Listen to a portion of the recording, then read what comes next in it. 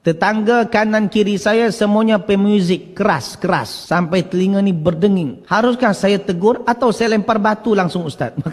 Kalau kita ada jiran yang memang bising, kita nak tegur. Macam mana nak tegur? Kalau kita tahu dia ni susah nak tegur, kita cakap dengan Pak RT, dengan ketua kampung. Kepada yang ketua-ketua yang bertanggungjawab di sanalah. Kalau seandainya dia pun juga ketua RT, ketua kampung, peminat muzik juga. Nak tegur macam mana? Jangan pula ambil batu, baling. Jangan. Maka solusinya, jemaah buka murotal kuat-kuat, lepas tu hadapkan ke muka rumah dia. Maksudnya arahkan ke muka dia. Biar dia rasakan bising juga.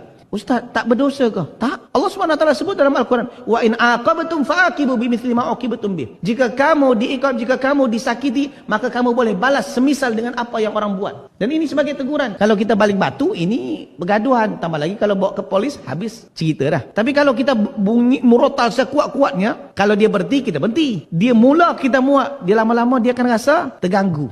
Kalau dia bercakap, kecilkan. Boleh saya kecilkan, tapi dengan syarat, engkau pun kecilkan juga. Bagi high volume. Nanti dia akan berhenti itu jemaah. Okey? Allah Taala alam.